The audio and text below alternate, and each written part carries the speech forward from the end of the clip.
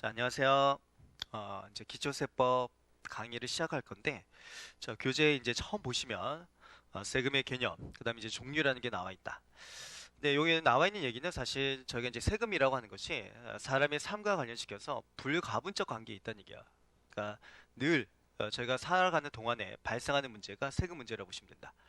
자, 제가 이제 태어나서 어느 일정 시기가 되면 이제 돈 같은 걸 벌겠죠. 그러니까 소득이라는 것이 이제 발생을 하게 될 거야. 그럼 돈을 벌게 된다면 번 돈에 대해서 소득세라는 게 과세가 돼요.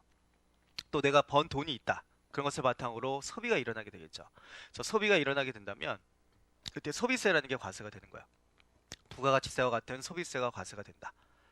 자, 그다음에 번 돈을 바탕으로 어떤 재산을 취득하게 되었다. 그럼 취득세가 과세가 되고 내가 사망을 하게 된다면 내 자녀들에게 상속세라는 게 과세가 된다.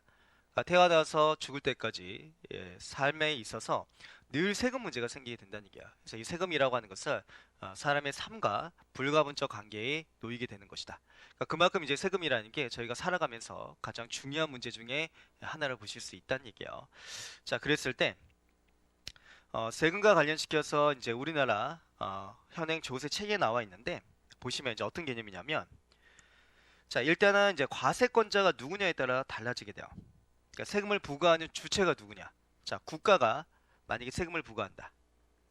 그럼 그걸 뭐라고 그러냐면 그걸 국세라고 부르게 돼요. 그러니까 저희가 이제 법인세, 소득세, 부가가치세 이런 것들은 과세권자가 국가예요. 국가가 세금을 부과하게 되기 때문에 그게 국세가 된다. 쉽게 생각하시면 저희가 내는 세금이 국가 주머니에 들어가면 그게 국세가 된다는 얘기야. 근데 지방세는 뭐냐면 과세권자가 지방자치단체였을 때 그게 지방세가 되는 거야. 그래서 뭐 취득세라든가 재산세 이런 것은 이제 지방세가 되는 것이다. 그래서 이제 낸 세금이 지자체 주머니에 돈이 들어가게 된다면 그게 지방세가 되는데 이런 국세는 이제 뭐 수입하는 재화 등에 대해서 저희 관세 같은 게 부과가 되죠. 그래서 관세라는 게 있고 그게 아니라 또 관세 말고 내국세라는 게 존재하게 된다. 이 내국세가 이제 소득세, 법인세, 뭐 상징세 이런 것들이 전부 다 이제 내국세 범위에 들어가게 돼요. 거의 대부분의 세금이 내국세라고 보시면 되는데 보통세하고 목적세는 이제 어떻게 구분이 되는 것이냐면 자 그냥 국가 재정을 충당할 목적으로 세금이 부과되면 그게 보통세예요. 그러니까 국가가 이제 필요한 돈들이 많겠죠. 국가는 이제 늘 돈이 필요해요. 재정이 늘 필요하기 때문에 일반적인 국가 재정이 충당할 목적으로 세금을 부과하면 그게 보통세가 되는데 어떤 특별한 경비에 충당할 목적으로 세금이 부과되면 그걸 목적세라고 부르기도 해요. 특별 목적에 충당할 목적이 되기 때문에 그래서 교육세 같은 경우가 대표적인 경우라고 보시면 되는데 이 교육세는 교육 재정에 충당할 목적으로 부과되는 세금이야. 그러니까 국가가 일반적인 재정에 사용할 목적으로 충당하는 세금이 아니라 특별 목적을 가지고 있죠. 오직 교육 경비에만 충당할 목적으로 부과되는 세금. 그런 걸 목적세라고 부르게 된다. 자, 그다음에 지방세 같은 경우에는 이제 과세권자가 누구냐에 따라 구분이 돼요. 도지사가 부과하면 도세, 시장이나 군수가 부과하면 시군세가 되는 거야. 그러니까 도세와 시군세로 나눌 수 있고 다시 보통세, 목적세로도 또 구분이 된다.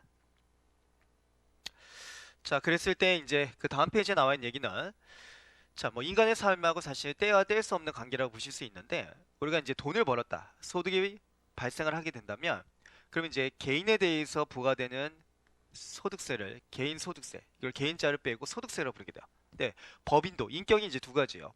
자연인이 있고 법인, 즉 개인이 있고 법인이 있기 때문에 법인이 소득을 벌면 법인에 대해서도 과세를 해요. 그게 법인세가 되는 거야. 그래서 법인이 번 소득에 대해서 과세하면 그걸 법인세라고 부르고 개인이 번 소득에 대해서 하면 소득세가 과세가 된다. 근데 번 돈이 있다면 그 번 돈을 바탕으로 소비가 일어날 수 있겠죠.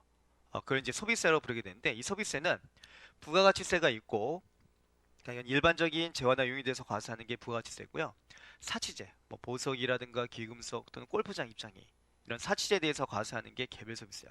술에 대해서 과세하면 그 주세라고 부르게 된다. 이렇게 이제 소비가 일어날 때 소비세라는 게 과세가 이루어지게 된다. 자, 그다음에 소비하고 남는 돈을 바탕으로 해서 재산을 모아서 어떻게 했냐면 취득을 하게 되었다. 취득 단계에서 취득세라는 게 과세가 이루어지게 된다. 다만 이제 상속을 원인으로 또 증여를 원인으로 취득하게 된다면 이 취득하는 과정에서 상속세라든가 증여세라는 게 부과가 될 수 있고 또 이제 재산을 보유하는 단계에서는 뭐 토지나 건물을 보유하고 있다 재산세, 종부세가 과세가 돼요. 근데 자동차를 보유하고 있었다면 과세되는 게 자동차세라는 게 과세가 이루어지게 된다. 그래서 이렇게 번 돈, 소비하는 돈, 그리고 모은 재산 이런 것들에 대해서 전부 다 세금이라는 게 과세가 이루어지게 된다. 자, 이 법률 구조라고 보시면 되는데 사실 법 구조 자체는 헌법이 어떻게 되냐면 제상위 법률이에요. 맨 위에 있는 게 그게 헌법이라고 보시면 된다. 자, 이 밑에 뭐가 있는 것이냐면 다른 법률 규정들이 있는 거야. 형법도 있고, 그다음에 세법도 있고, 또 그 외에 다른 법률 규정들이 존재한다고 보시면 된다. 자, 그랬을 때 이제 세법 같은 경우에는 일반 조세법이라고 해서 어, 개별세법의 이제 공통적인 사항, 법인세, 소득세, 부가가치세 등 이런 걸 이제 개별 세법이라고 부르게 돼요. 법인세나 소득세, 상증세, 그다음에 부가세. 근데 그런 그 개별세법에 기본적이고 공통적인 사항들이 있는데 그 기본적이고 공통적인 사항을 서술한 게 국세기본법이야. 어떻게 보면 이제 세법의 총식 파트라고 보시면 된다. 그래서 이런 국세기본법을 일반 조세법이라고 부르게 되고 법인세나 소득세 같은 것을 개별세법 또는 개별조세법이라고 부르게 되는 거야. 자, 그랬을 때 법을 만들 때는 어떻게 하게 되냐면 법률 규정이 있어요. 법률이 있고 이 법률의 위임을 받아서 대통령이라고 부르기도 하는데 시행령을 두고 있고 이 시행령이 다시 위임을 받아서 기획재정부 령이라고 부르기도 하는데 시행규칙이라는 것을 둘 수 있다고 보시면 된다.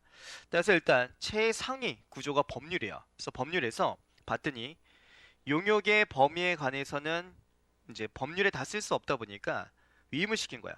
대통령령에서 정하는 바에 따르겠다. 이 대통령을 이제 시행령이라고 부르게 된다. 그러면 법률의 위임을 받아가지고 어떻게 되는 것이냐면 시행령에서 이제 용역의 범위를 정하는 거야. 그래서 용역이라고 하는 것은 이런 것을 용역으로 보겠다. 근데 이 시행령에서 끝날 때쯤 보니까 이제 뭐라고 써놨냐면 기획재정부령에서 정하는 사업은 재화의 공급으로 보는 사업으로 보겠다. 이렇게 기획재정부령 이게 시행규칙이라고 부르게 돼요. 그럼 다시 어떻게 되냐면 시행령의 위임을 받게 되는 거야. 위임을 받아서 시행규칙에서 다시 별도의 규정을 두게 된다. 그래서 이렇게 법에서 위임을 받는 거야. 법률에 의해서 위임을 받으면 시행령에서 규정을 두고 시행령이 또 위임을 받아서 시행규칙에서 규정을 둘 수가 있다. 자, 그다음에 이제 세법의 기본 원리는 저희가 양대 이념이라고 부르게 돼요. 그래서 첫 번째가 조세 법률주의라고 하는 것을 두고 있다. 그래서 조세를 부가 징수하기 위해서는 법률에 의할 수 있다. 첫 번째 이념이 있고, 자, 두 번째 이념이 뭐가 있냐면 조세 공평주의, 조세 평등주의라고도 부르기도 하는데 이렇게 이제 두 가지 양대 이념을 두고 있다고 보시면 된다. 그러면 조세 법률주의가 뭐냐?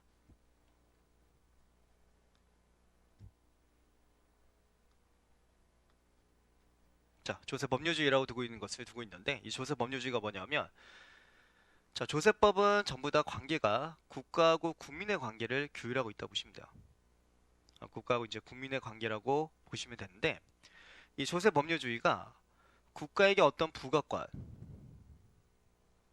또는 징수권을 부여하기 위해서 조세 법률주의를 두고 있는 것이냐 아니면 국가가 지 마음대로 세금을 부가 징수할 가능성이 있다는 얘기야. 마음대로 세금을 부과하는 거야. 그럼 어떻게 되냐면 국민의 재산권을 침해하는 문제가 생기게 돼요. 그래서 국민의 재산권을 보호하기 위해서 만들어진 것이야. 자, 조세 법률주의라고 하는 것은 뭐냐면 제목 그대로 이해하시면 되는데 조세를 부가 징수하기 위해서는 법률에 의해서만 할 수 있다. 즉 국민적 동의를 거친 법에 의해서만 조세를 부가 징수할 수 있다는 것을 조세 법률주의라고 부르고 있는 것이다. 자, 그러면 왜 조세 법률주의를 두고 있냐면 국가가 지 마음대로 세금을 부가 징수할 가능성이 있다는 얘기야. 따라서 국민적 동의를 거친 법률에 의해서만 세금을 부과할 수 있다. 즉 국민의 재산권을 보호하기 위해서 조세 법률주의를 두고 있는 것이다. 자, 그랬을 때 이 조세 법률주의와 관련시켜서는 일단 첫 번째가 과세 요건이라고 하는 거. 뭐 납세문자가 누구고 과세 물건이 뭐고 과표 산정을 어떻게 하는지 세율이 뭔지 그런 것들은 법률에 정해야 된다. 즉 국민적 동의를 거친 법률에 정해라. 그런 개념이 있고 또 하나가 법률에 정하긴 했는데 애매하게 정해놨다는 얘기야. 그러니까 여러 가지 의미로 해석이 가능하다. 그러면 과세관청이 자의적 해석을 통해서 마음대로 세금을 부과할 수 있는 거야. 따라서 과세 요건을 법률에 정할 때는 어떻게 해야 되냐면 명확하게 정해야 된다.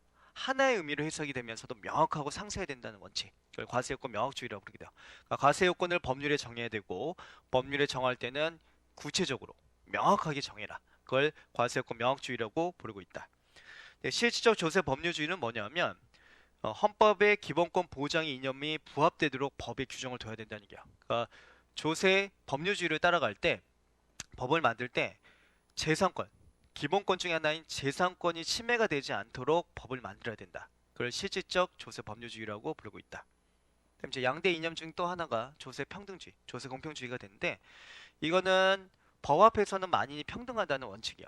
그러니까 국민을 차별해서 과세하면 안 돼요. 예를 들어서 부자는 세금을 부과하지 않고 가난한 사람만 세금을 부과한다. 이건 차별 과세가 되겠죠. 그렇기 때문에 법 앞에서 만인이 평등하니까 모든 국민은 평등하게 취급이 돼야 된다는 게야. 합리적 이유 없이 차별해서 과세해서는 안 된다. 그걸 조세 공평주의라고 부르게 된다.